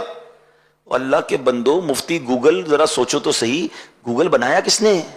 یہ ساری ٹیکنالوجیز کیا مسلمانوں نے بنائی ہیں؟ تو کیا آپ کو نہیں لگتا کہ اس میں کچھ ایسا بھی ڈال دیا ہو جو اسلام کے خلاف ہو؟ آپ تو سرچ کریں گے اور عمل کر لیں گے. آج بھی معاذ اللہ ہم کام کر رہے ہیں دعوت اسلامی والے اس پر کہ آج بھی بدقسمتی سے اسلام لکھیں, قرآن لکھیں, دین لکھیں, سرکار علیہ السلام کا نام لکھیں, ٹاپ پر بدعقیدوں کی باتیں آ جاتی ہیں, غیر مسلموں کی باتیں آ جاتی ہیں, معاذ اللہ قادیانیوں کی باتیں آ جاتی ہیں. تو اس دعوت اسلامی اس کو کاؤنٹر کر رہی ہے, ہمارا IT ڈپارٹمنٹ پورا اس پر کام کر رہا ہے. مگر یہ سوچنے کی بات ہے نا کہ دین جو ہے وہ کیسے بغیر علماء کے اور بغیر ایکسپرٹ سے میں سمجھوں گا. اب صرف اس حدیث پر اگر میں بات کروں, ایک عام نوجوان پڑھے کہ یار پھر تو والد کی کوئی فکر ہی نہیں کرنی, ماں 3 بار نبی پاک نے فرمایا بس میں جانوں میری ماں جانے, ابا گیا فارغ, اپنی طرف سے فیصلے نہیں کرنے. اب علماء نے اس کو انٹرپریٹ کیا, سنیے گا. علماء فرماتے ہیں نبی پاک کا ہر لفظ جو ہے نا وہ اہمیت کا حامل ہے. پیارے آقا کی زبان سے نکلا ہے نا, وہاں سے کوئی فضول بات کا تو تصور ہی نہیں ہے نا. وہ دہن جس کی ہر بات وحی خدا, چشمہ علم و حکمت پہ لاکھوں سلام. 3 بار ماں کیوں کہا اور 1 بار والد کیوں کہا؟ دیر از اے لاجک بیہائنڈ دس. اور کیا خوبصورت لاجک بیان کی علماء نے. کہتے ہیں ماں 3 احسان کرتی ہے بچے پر, بڑے احسان. ویسے تو ساری زندگی ماں کے احسان ہوتے ہیں. ماں 9 مہینے پیٹ میں بچے کو پالتی ہے, ٹھیک ہے. پھر وہ ماں جو ولادت کے وقت, ڈیلیوری کے وقت جو اسے تکلیف ہوتی ہے وہ انبیئربل ہوتی ہے, اور اس میں کئی مائیں موت کی آغوش میں چلی جاتی ہیں, موت کو ٹچ کر کے واپس آتی ہے ماں بچے کے لیے. اور تیسرا پھر ماں اس کی پرورش کرتی ہے, ٹھیک ہے. فرمایا یہ تو ہو گئی ماں کے 3 احسان. ان تینوں کیٹیگریز میں والد ایک احسان کرتا ہے کہ بچے کی پرورش کرتا ہے. والد تو پیٹ میں بچے کو نہیں پالتا نا, ولادت کی تکلیف والد کو نہیں ہوتی ہے. تو اس لیے 3 بار ماں فرمایا اور 1 بار والد. ہر لفظ کے پیچھے حکمت ہے. اور پھر علماء نے اس کو سمرائز کیا کہ اب کرنا کیا ہے ماں باپ کے ساتھ. فرمایا خدمت ماں کی زیادہ کرنی ہے, عزت والد کی زیادہ کرنی ہے, کیونکہ وہ والدہ کا بھی شوہر ہے نا. تو اب اس کی عزت ماں سے زیادہ عزت والد کی کرنی ہے, مگر خدمت جو ہے دونوں میں ملا کر وہ والدہ کی زیادہ کری. مگر نا come again to the point کہ الگ الگ چہرے ہیں نا, شفقت سب کے لیے آفتاب جیسی نہیں ہے. دوست کے لیے آدھی رات کو حاضر. کوئی دوست ہمیں رات کو فون کرے یار ذرا موٹر سائیکل خراب ہو گئی کہیں گاڑی خراب ہو گئی, رات کو 3 بجے پہنچ جاتے ہیں دوست کے پاس. میں نہیں کہتا دوستوں کے ساتھ اچھا برتاؤ نہیں ہونا چاہیے مگر کبھی رات کو دیر سے امی ابو کوئی کام کہہ دیں, دوائی لانی ہو, کوئی خدمت کرنی, امی ابھی ٹائم نہیں ہے, تھکا ہوا ہوں, سونا ہے, صبح آفس جانا ہے, تو بتاؤ نا یہ کیا کیٹیگری ہے. پریورٹی کس کو دینی تھی؟ ماں باپ کو, فیملی کو, پھر بار والوں کی باری آنی تھی. تو خیر خواجہ صاحب کا جملہ آج میں چاہوں گا آپ یاد کر کے جائیں, شفقت آفتاب جیسی. دوبارہ ریپیٹ کر لیں, شفقت آفتاب, دل دریا جیسا. اب دل دریا جیسا سے کیا مراد ہے کہ آپ نے دیکھا ہوگا جو دریا ہے, کبھی کسی دریا پر کوئی بورڈ دیکھا ہے کہ جناب اس دریا میں صرف منرل واٹر آ سکتا ہے, آبشار کا پانی آئے گا, بارش کا پانی آئے گا, نو گندا پانی ایٹ آل نہیں. دریا میں بارش بھی آ رہی ہوتی ہے, آبشار بھی آ رہا ہوتا ہے, ندی نالے بھی آ رہے ہوتے ہیں, جانور بھی نہا رہے ہوتے ہیں. دریا سب کو لے کے چل رہا ہوتا ہے, اپنے رنگ میں رنگ کے چل رہا ہوتا ہے. اس کا مطلب یہ کہ دل دریا جیسا ہونا چاہیے. آپ کی حوصلہ افزائی کرنے والے بھی ہوں گے, آپ کو اپریشیٹ کرنے والے بھی ہوں گے, اور آپ کو کرٹیسائز کرنے والے بھی ہوں گے. زندگی میں یہ ہوتا رہتا ہے, یاد رکھیے گا. اگر آپ نے, میں بڑی ویژنری بات کرنے جا رہا ہوں, یہ آپ کو آفس میں بھی کام آئے گی, فیملی میں بھی کام آئے گی, محلے میں بھی کام آئے گی, اور دین کے کاموں میں بھی کام آئے گی, کہ اگر بڑا کام کرنا ہے نا تو جگر بڑا کر لو, دل بڑا کر لو. جو خواجہ صاحب نے فرمایا دل دریا جیسا کر لو, تو آپ کامیابی پاؤ گے. آپ بات بات پر اگر ناراض ہونے والے ہیں کہ یار اس نے دل توڑ دیا, اس نے جناب ڈسکریج کر دیا, ساتھ تو دیتا کوئی نہیں ہے, کون کرے بھائی کام, تو پھر آپ کچھ بھی نہیں کر سکتے.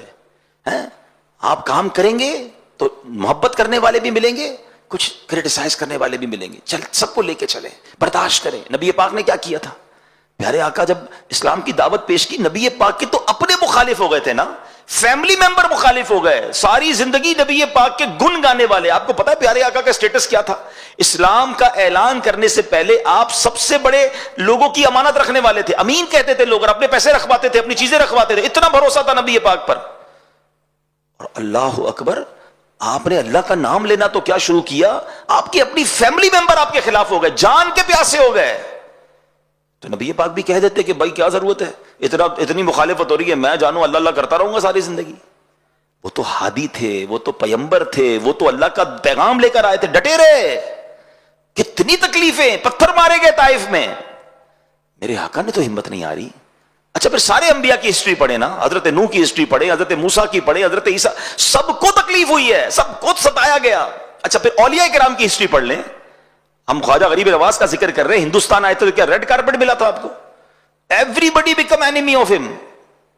کوئی بیٹھنے نہیں دیتا تھا, کوئی پانی نہیں پلاتا تھا, کوئی جناب بات نہیں سنتا تھا. مگر پھر and of the day result کیا آیا؟ ڈٹے رہے نا, ہمت میں رہے, دل دریا جیسا تھا. 90 لاکھ کم و بیش غیر مسلموں نے خواجہ کے ہاتھ پر اسلام قبول کر لیا. دس از دا ریزلٹ. یہ کب ملتا ہے؟ جب دل دریا جیسا ہو. اتنا سا دل ہو تو کچھ نہیں ہوتا. کئی لوگ نیکی کا کام شروع کرتے ہیں, کہتے ہیں کوئی ہمت توڑ دے کہ میں نہیں کرتا بھائی, کوئی ساتھ ہی نہیں دیتا, آج کل نیکی کا زمانہ ہی نہیں ہے وہ نہیں کر سکتے. بالکل اسی طرح کاروبار میں بھی آپ کے ساتھ ہوگا. آپ کاروبار کریں, آپ کہیں نئے آفس کھول لیں, نیا ویژن لے کر نکلیں, لوگ ڈسکریج کریں گے. کچھ لوگوں کا کام ہی یہی ہوتا ہے یار, کوئی بات نہیں, ان سے الجھنے میں بھی ٹائم ضائع نہیں کرنا چاہیے. یہ بھی پرابلم ہے, یا تو ان سے لڑنے لگ جائیں گے, مجھے کیوں ایسا کہا. اب جتنی دیر آپ ان سے لڑ رہے ہیں نا, آپ کا کام رک گیا ہے. وہ تو چاہتا یہی تھا. کبھی روڈ پر چلتے ہوئے کتے کو جواب دیا آپ نے؟ اب جا رہے اور کتا بھونکنا شروع کر دیا, آپ کہ میں بھی رک کے اس کو بھونک کے جواب دوں گا, جب تک یہ چپ نہیں ہوگا میں بھی چیختا رہوں گا. اور کتا تو موج میں آ جائے گا, چلو بھائی میرا ساتھی مل گیا, کمپیٹیٹر مل گیا. عقل مند کیا کرتے ہیں, کتے کا کام بھونکنا, اپنا کام منزل, وہ رستہ نہیں رکتا. یہی ویژن جس دن آپ کو مل گیا نا کہ اگر آپ نے کوئی ٹارگٹ پہ پہنچنا ہے تو اپنی منزل کی طرف چلتے رہیں. آپ کو پھول دینے والے بھی ملیں گے, آپ کو کانٹے بچھانے والے بھی ملیں گے, لیکن اگر منزل کی طرف آپ چلتے رہے, اور اگر اللہ کی رضا کے لیے کام ہو رہا ہے, اللہ کی رضا ساتھ ہے, نیت اچھی ہے, ایک وقت آئے گا یہ کانٹے بچھانے والے بھی پھول دینے والے بن جائیں گے. اللہ بندوں کو راضی کر دیتا ہے. ایسا ہی تو ہوا نا اولیاء کرام کے ساتھ. کیا ہوا؟ پہلے سارے مخالف تھے, آج سارے ہی چاہنے والے. مجھے بتاؤ نا, خواجہ صاحب ہمارے نہ خاندان کے ہیں, نہ ہم نے کبھی دیکھا ہے, ہم میں سے کئی اجمیر گئے بھی نہیں ہیں, کوئی خونی رشتہ بھی نہیں ہے, مگر ادھر بستے ہیں خواجہ ہمارے ہیں. میرے آنے سے پہلے آپ بنکبت کیسے جھوم جھوم کر سن رہے تھے, میرا خواجہ آتا ہے رسول ہے. اور واقعی ایسا ہے, جب بھی خواجہ کا ذکر کرے طبیعت میں تراوٹ آ جاتی ہے. امام حسین, ہم میں سے کئی تو ہو سکتا ہے سیدوں, مگر بہت سارے نہیں ہیں, مگر امام حسین سے پیار کیسا ہے یار, اپنے بچے قربان کر دے بندہ امام حسین کے نام پر, کربلا والوں کے نام پر. کیوں؟ انہوں نے اللہ کو راضی کیا, انہوں نے رب کو راضی کیا, رب نے سب کو راضی کر دیا. ٹارگٹ یہ ہونا چاہیے. ہم سب کو راضی کرنے کے چکر میں رب کو ناراض کر دیتے ہیں. تو اگر آپ نے بڑا کام کرنا ہے نا تو دل، ریپیٹ کریں گے، دل دریا جیسا، شفقت آفتاب جیسی، دل دریا جیسا۔ تیسرا جملہ سنو، خواجہ صاحب کہتے ہیں اللہ کا دوست جو ہوتا ہے نا اس کی 3 نشانیاں، تیسری نشانی فرماتے عاجزی زمین جیسی۔ ہاں ابھی کس پہ بیٹھے ہو آپ اور میں؟ زمین پر بیٹھے نا، ہمارے پیروں تلے زمین ہے۔ اچھا زمین پر سجدہ بھی کوئی کرتا ہے، خوش ہوتی ہوگی زمین، مگر زمین پر برائی بھی کر رہا ہے، مگر زمین سب کے لیے بچھی ہوئی ہے۔ زمین کو کوئی گھاس بھی لگا رہا ہے، اس پہ پھول بھی اگا رہا ہے، اس کو بھی زمین موقع دے رہی ہے، اور زمین پر کوئی گندگی کر رہا ہے زمین اس کو بھی کچھ نہیں کہہ رہی ہے۔ عاجزی اللہ کو بڑی پسند ہے، عاجزی بچ جائے کہ دانا خاک میں مل کر گلے گلزار ہوتا ہے۔ جب بھی آپ نے پھل والے درخت دیکھے ہوں گے نا، پھلدار درخت، جس درخت پر پھل لگتے ہیں نا وہ آلویز جھکتا ہے، جتنے پھل لگتے جائیں گے وہ نیچے آتا جائے گا، اکڑ کے نہیں کھڑا ہوتا۔ اگر آپ بھی چاہتے ہیں نا آپ کو پھل لگ جائے، جھکنا شروع کر دیں، عاجزی شروع کر دیں، ہمبل رہیں۔ کبھی یہ نہ کہیں یہ میں نے کیا ہے، میری ہوشیاری سے آگے بڑھا ہوں جناب، میری سٹڈیز نے مجھے یہاں تک پہنچایا، میرے تجربے نے، یہ میرے فیصلے نے مجھے ترقی دی۔ کچھ لوگ کہتے نظر آتے بھائی یہ میرا کمال ہے، کبھی مت سوچنا میرا کوئی کمال نہیں ہے، سب میرے رب کی مہربانی۔ مجھ سے زیادہ ہوشیار لوگ پریشان ہیں، مجھ سے زیادہ جناب انٹیلیجنٹ لوگ ہمارے سے بہت نیچے ہیں، یہ اللہ نے مجھ جیسے کمزور آدمی کو یہاں تک پہنچا دیا۔ ہمیشہ یہ ذہن میں ہونا چاہیے، ہر حال میں اللہ کا شکر ادا کرنا چاہیے۔ تکبر جو ہے نا وہ بربادی لاتا ہے۔ بتائیے نا دنیا میں سب سے پہلا گناہ کیا ہوا تھا؟ the very first sin on this universe کیا تھا؟ تکبر ہی تو تھا۔ شیطان نے کیا کیا تھا؟ حضرت آدم کو سجدہ نہیں کیا تھا نا، کیا پرابلم تھی؟ پراؤڈ، انا خیر من، کیا کہا تھا اس نے اللہ کی بارگاہ میں؟ اللہ میں اس سے بہتر ہوں۔ خلقتنی من نار وخلقتہ من طین، اے اللہ مجھے آگ سے بنایا، اس کو مٹی سے بنایا، میں اس سے بہتر ہوں۔ ایک تکبر کیا۔ شیطان شروع سے ہی اللہ کا نافرمان نہیں تھا، اس کا نام عزازیل تھا، فرشتوں کا استاد تھا، اس کے چہرے کا نور چھین لیا گیا، اس کی عبادتیں برباد کر دی گئیں، اس کو لعنتی قرار دے دیا اللہ کی بارگاہ سے، جہنم کا حقدار ہو گیا وہ۔ Now I have a big question in front of all of you۔ ایک بار پراؤڈ کرنے والے کا یہ حال ہوا ہے، جو روز پراؤڈ کرتا ہو، جو روز تکبر کرتا ہو، نہ کریں ایسا۔ ہاں ہم کہہ رہے ہوتے ہیں، بہت سارے لوگ کہہ رہے ہوتے ہیں میں اس سے بہتر ہوں، شیطان نے بھی تو کہا تھا انا خیر من، میں اس سے بہتر ہوں۔ کوئی کہتا ہے میں پڑھا لکھا ہوں، یہ جاہل ہے، میں ایکسپیرینسڈ ہوں، یہ ان ایکسپیرینسڈ ہے۔ میں خوبصورت ہوں، اس کے چہرہ کا رنگ اچھا نہیں ہے۔ میں مالدار ہوں، یہ غریب ہے۔ میں طاقتور ہوں، یہ کمزور ہے۔ میری بات سنی جاتی ہے، میرے ہاتھ میں اقتدار ہے، میرے ہاتھ میں ڈیسیشنز ہیں، اس کی کیا حیثیت ہے؟ یہ کیا ہے؟ پھر بتاؤ نا تکبر کی تعریف کیا ہے؟ What is the meaning of proud? تکبر کی تعریف ہی یہی ہے کہ بندہ اپنے آپ کو دوسرے سے بہتر سمجھے، اس کو حقیر جانے۔ یہ تو صبح شام ہو رہا ہے، ہر بندہ ہر دوسرا آدمی تکبر کر رہا ہے اور اس کو احساس ہی نہیں کہ وہ کتنا بڑا گناہ کر رہا ہے۔ یہ کبیرہ گناہوں میں سے، بڑے بڑے گناہوں میں سے یہ گناہ اتنا سخت ناپسند ہے اللہ کریم کو۔ وہ حدیث پاک آپ سب کو تقریباً یاد ہوگی، بچپن سے سن رہے ہیں، جس کے دل میں رائی کے دانے کے برابر تکبر ہوگا وہ جنت میں نہیں جائے گا۔ What is the meaning of رائی کا دانا؟ اتنا ہوتا ہے سیڈ، دل میں اتنا تکبر ہوگا وہ جنت میں نہیں جائے گا۔ جس کا پورا دل ہی تکبر سے بھرا ہوا ہے اس کا کیا ہوگا؟ نہیں، ہمیں تکبر کو تو قریب بھی نہیں آنے دینا۔ عاجزی، انکساری، سب کے ساتھ محبت، پیار۔ پھر ریپیٹ کر لیتے ہیں خواجہ صاحب کے 3 فرمان، شفقت آفتاب جیسی، دل دریا جیسا، اور زمین عاجزی زمین۔ یہ یاد کر لو، آج آپ سمجھ لو یہ آج آپ کا ٹریننگ سیشن ہے، اور اس کو ریپیٹ کرتے رہیے گا۔ جیسے جیسے ریپیٹ کریں گے اور اس پر عمل کرتے جائیں گے نا، you will feel change in your life. اب میں واپس آتا ہوں، اللہ کی رحمت کی بات ہو رہی تھی، حضرت وحشی کا ہم نے واقعہ سنا۔ خدا کی قسم اللہ کی رحمت ایسی ہے کہ بندہ سنے اور سنتا چلا جائے، اور بعض اوقات تو عقل حیران ہو جاتی ہے کہ اللہ کریم کس قدر مہربان ہے۔ اب اس میں اللہ بزرگ جو ہو جاتے ہیں نا، جو لوگ عمر زیادہ ہو جاتی ہے، بال سفید ہو جاتے ہیں، ان سے کتنا پیار فرماتا ہے۔ ایک بار حضرت عمر فاروق رضی اللہ عنہ سے مروی ہے، آپ اس نے اخلاق کے پیکر نبیوں کے سرور صلی اللہ علیہ وسلم کی خدمت اقدس میں حاضر ہوئے، تو آپ علیہ الصلوۃ والسلام کو روتا ہوا دیکھ کر حضرت عمر فاروق نے دیکھا کہ نبی پاک آنسو بہا رہے ہیں، تو عرض کی حضور آپ کیوں رو رہے ہیں، آپ کیوں آنسو بہا رہے ہیں؟ تو آپ علیہ الصلوۃ والسلام نے جواب دیا، میرے پاس جبرائیل آئے اور فرمایا کہ انہوں نے کہا مجھے کہ اللہ عز و جل کو حیا آتی ہے کہ وہ کسی ایسے شخص کو عذاب دے جو اسلام میں بوڑھا ہوا ہو۔ پھر اسلام میں بوڑھے ہونے والے کو حیا کیوں نہیں آتی کہ وہ اللہ عز و جل کی نافرمانی کرتا ہے؟ اللہ اکبر.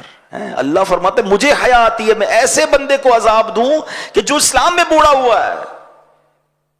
اب جو بوڑھا ہو کر بھی اللہ کی نافرمانی کر رہا ہے پھر سوچئے نبی پاک فرماتے اس کو حیا کیوں نہیں آتی؟ تو کاش یہ بات بھی سمجھ آئے کہ رب ہم سے کتنا پیار فرماتا ہے, کتنی مہربانیاں ہم پر, اس کی رحمت ہمیں بخشنا ہی چاہتی ہے. یقین کریں, دیکھیں نا جو میں نے آپ کو آیت بیان کی کہ اللہ کی رحمت سے مایوس نہیں ہونا, اللہ بخشنے والا مہربان ہے. مگر ہم ہیں جو اللہ سے دور ہو جاتے ہیں, ہم ہیں جو توبہ نہیں کرتے. اللہ کی رحمت تو پکار رہی ہے کہ میرے بندے آ جاؤ. ایک بار نبی پاک علیہ الصلوۃ والسلام نے بڑا کمال کا ارشاد فرمایا. یہ جو ہماری دنیا میں رحم دلی ہے, محبتیں ہیں, پیار ہے, جانور کی ماں بھی اپنے بچے سے پیار کرتی ہے, انسان کی ماں باپ بھی اپنے بچے سے پیار کرتے ہیں, سب پتہ ہے کیا ہے؟ سنیے گا. اللہ کے حبیب علیہ السلام فرماتے ہیں اللہ عز و جل نے زمین و آسمان کی تخلیق کے دن 100 رحمتیں پیدا فرمائیں.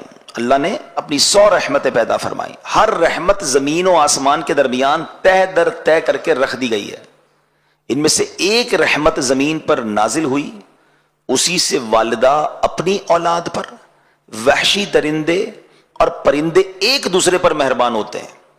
یہاں تک کہ گھوڑا اپنا پاؤں اپنے بچے سے دور کر لیتا ہے کہ کہیں سے چوٹ نہ لگ جائے. یہ جتنی جانوروں میں مہربانیاں ہیں نا, رحم دلی ہے, ماں باپ میں رحم دلی ہے, دنیا میں جتنی رحم دلی ہے, آقا فرماتے ہیں اللہ کی ایک رحمت جو اس نے دنیا میں اتاری ہے نا, یہ سب اس کا مظہر ہے, یہ اس کی وجہ سے آپ دیکھ رہے ہیں.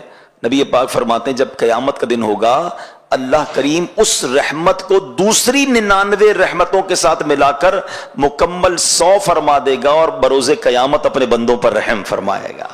ایک رحمت کا یہ عالم ہے, تو جب 100 رحمتیں قیامت کے دن رب کی ہوں گی تو سوچئے پھر بندوں پر مہربانی کا عالم کیا ہوگا. بڑا کریم, بڑا مہربان.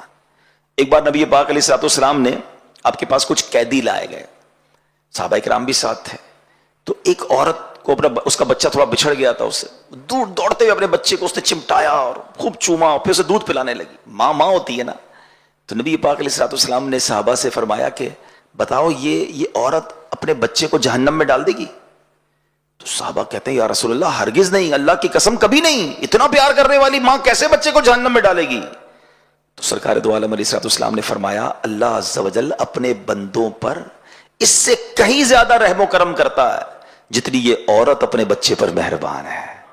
ایسا مہربان ہے میرا مولا. تو پھر اللہ سے محبت نہ کی جائے, اللہ کا قرب حاصل نہ کیا جائے, اس سے راضی نہ کیا جائے. کیسے ہم کہ اللہ ہی کو ناراض کر دیتے ہیں. اللہ کہ وہ ہم پر اتنا مہربان, میری ماں کے دل میں محبت ڈالنے والا میرا رب ہے. میرے والد کے دل میں شفقت ڈالنے والا کون ہے؟ میرا رب ہے, اس نے ڈالا ہے. میں آپ کو مزے کی بات بتاؤں, آپ میں سے جو والدین بن گئے نا وہ میری بات جلدی سمجھ جائیں گے. جو بچہ پیدا ہوتا ہے نا, جب میں بھی پیدا ہوا ہوں گا, آپ بھی پیدا ہوئے ہوں گے, وہ بڑا فرجائل ہوتا ہے, بالکل کمزور لاغر ہے. اس کی الگ الگ خوراکیں ہیں, اس کو جناب بہت جلدی بیماری لگ جاتی ہے, اس پر بہت اس کی ٹیک کیئر کرنی پڑتی ہے. جیسے جیسے بڑا ہوتا جاتا ہے پھر زندگی کے اور معاملات چینج ہوتے چلے جاتے ہیں. بچے کے پیدا ہوتے ہی بچے کو 2 بڑے کمال کے خادم چاہیے. ہاں, ایک 24 گھنٹے کا خادم چاہیے جو اس کی گندگی بھی صاف کرے, اس کی مالش بھی کرے, اس کو ہلکی پھلکی خوراک بھی پہنچائے, اور اس کے ہر رونے پر جاگ جائے, ہر تکلیف پر بے قرار ہو جائے. ایک خادم تو ایسا چاہیے اس کو. دوسرا خادم وہ چاہیے یا دوسرا سپورٹر وہ چاہیے جو اس کی ہر چیز پر خرچ کرے, جو اس کو ضرورت ہے اس پہ خرچ کرے. ڈاکٹر کے پاس لے جانا, انجیکشن لگانا, جو بھی اس کو فیڈ چاہیے اس کے لیے وہ خرچ کرے. کپڑے چاہیے, بے لباس پیدا ہوا ہے نا. میں پیدا ہوا تھا, مجھے کون سنبھالتا ہے؟ میرے رب نے میرے ماں باپ کے دل میں وہ شفقت اور مہربانی ڈالی کہ ماں بن گئی میری خادمہ. کیسی خادمہ ہوتی ہے, کبھی سوچا ہے اپنے ماں کو؟ مالش کر رہی ہے, کبھی تیل لگا رہی ہے. اچھا کمال یہ ہر کام پیار سے کر رہی ہے. پیسے دے کر کسی سے بھی کام کروا لیں, وہ دل سے نہیں کر رہا تو اس کو اچھا بھی نہیں لگ رہا, تو میں کسی کی گندگی کیوں صاف کروں؟ 2 لاکھ روپے کا بھی خادم رکھ لیں, مگر گندگی صاف کرتے اس کو برا لگے گا. مگر ماں گندگی دیکھ کر بھی بچے کو چوم رہی ہے اور پھر بھی صاف کر رہی ہے, مسکرا کر بچے سے باتیں کر رہی ہے. اس کے رونے پر ماں کو پتا چل جاتا ہے پیٹ میں درد ہے یا بھوک لگی ہے, اپنا دودھ پلاتی ہے. یہ اللہ نے کیسا ہمارے ساتھ مہربانی کی. اگر ماں چھوڑ دیتی, ماں باپ چھوڑ دیتے ہم کو پیدا کر کے, ہم تو سسک کے مر جاتے. سردیاں ہیں تو ماں گرمی پہنچا رہی ہے, گرمی ہے تو ماں ٹھنڈک پہنچا رہی ہے, خود سردی برداشت کر رہی ہے, ہمیں گرمی دے. کمال کی خاتمہ ملی بھائی, دن رات خدمت کی. جب تک میں بولنے نہ سیکھا, جب تک چلنے نہ سیکھا, بلکہ ماں تو زندگی بھر خدمت کرتی رہی. پھر اللہ نے والد کے دل میں کیا کمال کا جذبہ ڈالا کہ آدھی رات کو پیسے چاہیے مجھے ڈاکٹر کے پاس لے جانے کے لیے, مجھے انجیکشن لگانے کے لیے, مجھے پرابلم ہو جائے, والد اپنی جیب کاٹتا ہے, بچے کا علاج کراتا ہے. بچے کو دودھ چاہیے, بچے کو فیڈر چاہیے, بچے کو علاج چاہیے, بچے کو آگے جا کے بسکٹ چاہیے, واٹ ایور ہی نیڈ. شاید والد نے اپنی کئی خواہشات کو ماری ہوں گی, مگر بچے پر کبھی احسان نہیں جتایا. ہے کوئی آپ میں سے ایسا جس میں سے ہمارے ابو نے ہمیں کہا کہ بیٹا تجھے پتا ہے بچپن میں کتنا کھلایا تھا, تیرے کپڑوں کا انتظام میں نے کیا؟ وہ احسان بھی نہیں جتاتا, خوشی خوشی کر رہا ہوتا ہے, اور پھر دعا بھی کرتا ہے اللہ میرے بچوں کی خیر فرما. اللہ اکبر, یہ کیا ہے؟ کبھی سوچا اپنے خرچ بھی کر کے دعائیں ہمارے لیے کر رہا ہے, دن رات فکر ہے. دنیا میں باپ وہ رشتہ ہے, یاد رکھیے گا. ہاں, دنیا میں بہت کم ایسے لوگ ہوتے ہیں جو یہ سمجھیں کہ یہ بندہ مجھ سے آگے نکل جائے, مگر باپ وہ ہوتا ہے جو ہمیشہ یہ چاہتا ہے کہ میرا بیٹا مجھ سے آگے ترقی کرے, میرا بیٹا مجھ سے زیادہ عزت والا ہو. بلکہ کہتے ہیں نا, کسی کو کاندھے پہ بٹھاؤ تو کیا تمنا ہوتی ہے, جدھر تک میں دیکھ رہا ہوں یہ کاندھے پر بیٹھنے والا مجھ سے بھی آگے دیکھے. یہ والد ہوتا ہے. مگر بدقسمتی ہے کہ جب یہ بوڑھا ہو جاتا ہے تو بچے اس کی قدر چھوڑ دیتے ہیں, اس کی بے عزتی کرتے ہیں, اسے تکلیف پہنچاتے ہیں. خدا کی قسم کبھی یہ مت کرنا. یہ میرے رب کی مہربانی ہے جو میں ایسی ہستیاں اس نے دی ہیں. آج دنیا میں کون کس کو پوچھتا ہے یار, کون کس کے لیے خرچ کرتا ہے؟ مگر کمال ہے یار, میں پیدا ہوا تو بے لباس تھا, میں پیدا ہوا تو کمزور تھا, میں پیدا ہوا تو کچھ نہیں کر سکتا تھا, مگر قدم قدم پر مجھ پر مہربانی کرنے کے لیے اللہ نے میری ماں اور میرے والد کے دل میں ایسی شفقت محبت ڈالی کہ ان کے لیے دنیا کا سب سے مین آدمی ہی میں تھا, حالانکہ میں کچھ نہیں تھا. اب یہاں لوگ ایسی باتیں بھی کرتے ہیں, بھائی بچے پر بعض اوقات ماں باپ اس لیے مہربانی کرتے ہیں کہ بچہ بڑا ہو کے کما کے دے گا. بھول ہے تمہاری. ارے معذور بچہ پیدا ہو جائے, ماں باپ اس کی بھی خدمت کرتے ہیں. بچے کے اندر کچھ بھی نہ ہو پھر بھی ماں باپ اس کو زندگی بھر سینے سے لگاتے ہیں. یہ بے لوث پیار ہے. مگر میں یہاں اللہ کی محبت بتا رہا ہوں کہ اللہ کی مہربانی اور رحمت دیکھیں, جس نے ایسے ماں باپ عطا کیے تو رب کی رحمت کا عالم کیا ہوگا.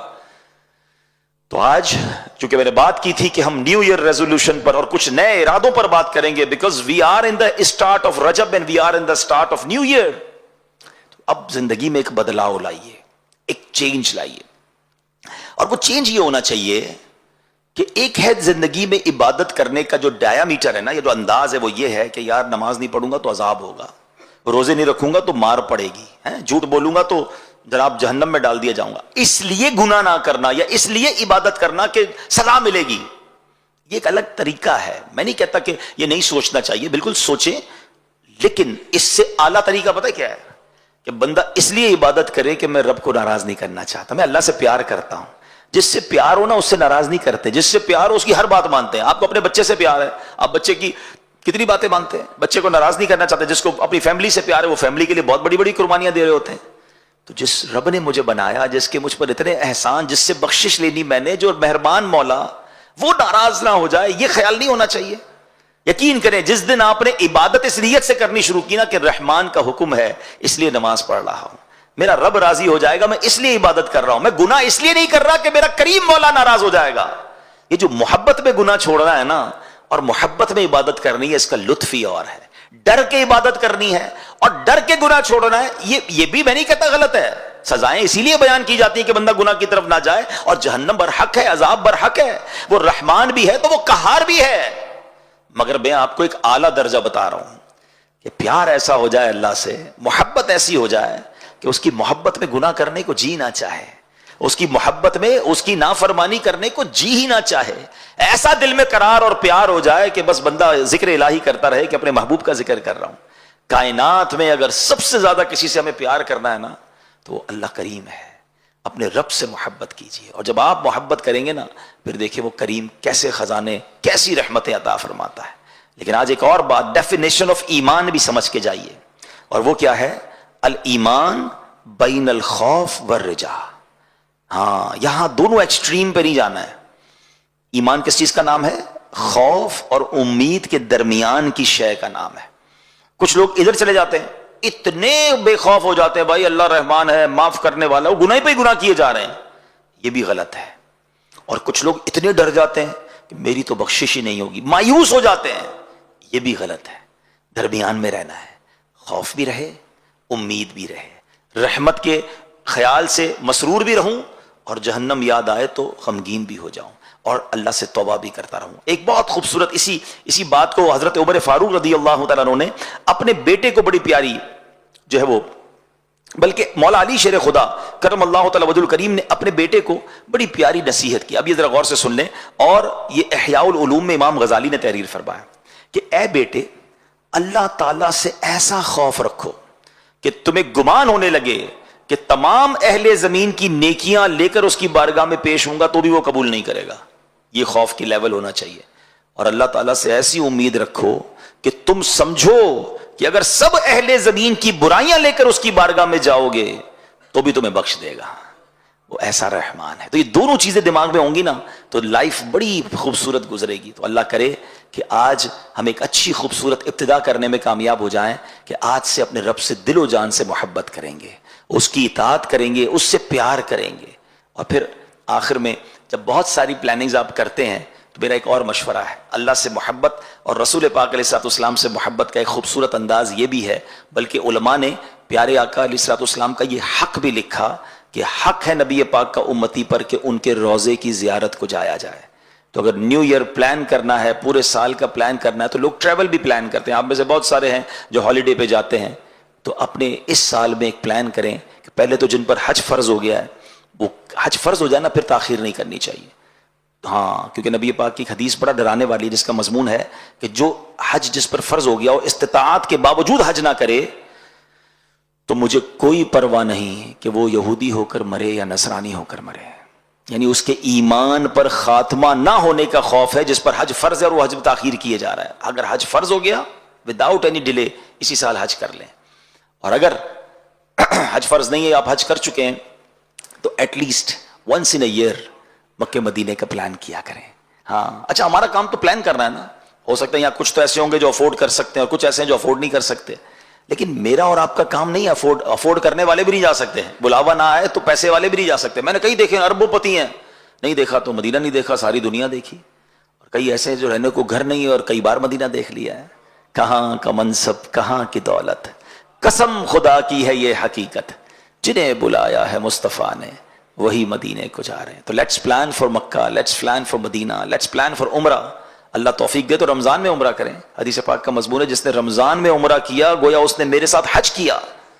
ہاں, تو اللہ سے محبت کا یہ تقاضا, واقعی محبت الہی بڑھ جاتی ہے. کعبہ دیکھ کر جو کیفیت بنتی ہے وہ تو نیکسٹ لیول ہے نا, بندہ سوچ بھی نہیں سکتا وہاں جا کے جو اس کی فیلنگز بنتی ہیں. تو کعبے کا دیدار, طواف, سعی, اور پھر اس کے بعد سبحان اللہ چلو دیکھیں وہ بستی جس کا رستہ دل کے اندر ہے, تو مدینے کی حاضری. تو اس سال میں یہ بھی ایک پلان آپ کے ساتھ ہونا چاہیے. ہالیڈے ٹرپ پر پتہ نہیں کہاں کہاں جا رہے ہوتے ہیں. سچی بات یہ کہ اس سے اچھا کون سا سفر ہوگا. دنیا دیاں سفراں تو بندہ تھک بھی تے جاندا ہے, نالے اک بھی تے جاندا ہے, پر سفر مدینے دا ہر وار بڑا سونا. جتنی بار کریں مدینے کا سفر جو ہے وہ بور نہیں کرتا, وہ اور ماشاءاللہ کیفیتیں بنتی ہیں اور برکتیں ملتی ہیں. تو میں رب کریم سے دعا کرتا ہوں یہ نیا سال اور خوبصورت مہینے, رحمتوں والے رجب, شعبان, رمضان کے مہینے ہمارے لیے برکت والے بنا دے, رحمت والے بنا دے, مکے مدینے والے بنا دے. اللہ اپنی محبت سے اضافے والے یہ مہینے اور یہ زندگی کے سال بنا دے. اور رب کریم ہمیں معافی اور درگزر کا دل عطا فرما. اور بالخصوص آخر میں چاہوں گا پھر ریپیٹ کر دیتا ہوں تاکہ یاد رہ جائے کہ آج ہم نے خواجہ صاحب کی بڑی پیاری بات سنی ہے کہ جو اللہ کا دوست ہوتا ہے اس کی 3 نشانیاں ہیں. تو ریپیٹ کر لیتے ہیں کہ وہ شفقت آفتاب جیسی, دل دریا جیسا, اور عاجزی زمین جیسی. اللہ کرے ہم ایسے بن جائیں. اللہ پاک عمل کرنے کی توفیق عطا فرمائے. آمین بجاہ